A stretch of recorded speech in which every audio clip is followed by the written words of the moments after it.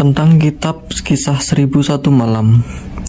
Kisah 1001 Malam merupakan kumpulan kisah berbingkai yang sambung menyambung dari malam pertama hingga malam ke-1001 dengan Ratu Syahrazad sebagai seorang narator.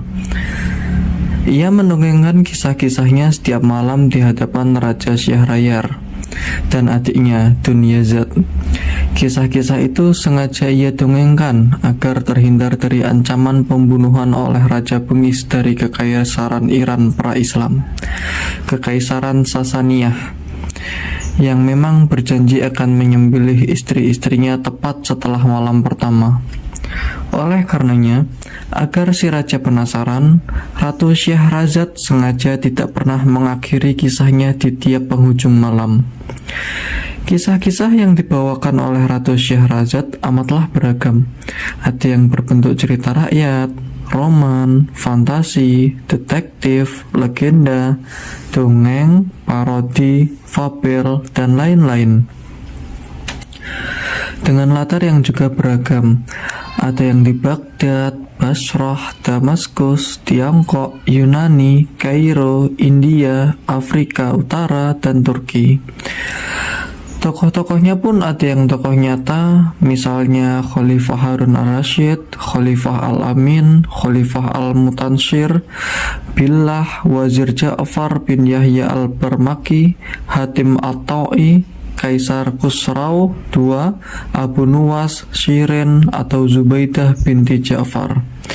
Ada pula tokoh khayal, misalnya Sinbad, Rawiyan al-Hakim, Alibaba, Aladin, Yasmin, Jin Ifrit, Wazir Syamsuddin, Hasan Badruddin, atau Putri Nuzhatus Zaman.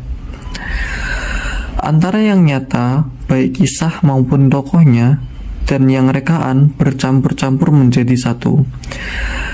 Secara literer, penulisan kisah 1001 Malam terbilang unik. Ada bagian yang ditulis dalam bentuk prosa, ada pula yang dalam bentuk puisi, lagu, drama, ataupun surat. Sistem penceritaannya ada yang menggunakan cara pandang orang pertama, orang kedua, orang ketiga, bahkan campuran antar ketiganya. Ada satu atau dua cerita yang menampilkan tokoh-tokoh agung, beradab atau intelek. Ada pula tokoh-tokoh dekil, bromo corah, tak beradab, bahkan pemuja nafsu syahwat. Dapat dikatakan, baik tema maupun teknik penceritaan dalam ruang lingkupnya sebagai karya klasik, Kisah 1001 Malam terbilang lengkap. Mengenai asal-muasal lahirnya epik ini, tidak ada satupun pihak yang dapat memastikannya. Mengenai siapa yang menulis cerita-cerita dalam Kisah 1001 Malam maupun dari mana cerita-cerita itu digali, masih misterius.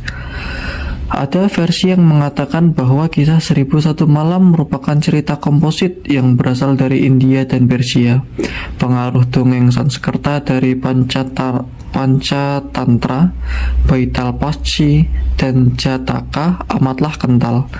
Lebih-lebih, cerita dalam Kisah 1001 Malam hampir merupakan adopsi dari Hezar Asfana, artinya kisah 1000, sebuah epik dari zaman Kekaisaran Sasaniyah yang diterjemahkan ke dalam bahasa Arab dan diberikan warna lokal Arab Islam, sehingga jadilah Kisah 1001 Malam.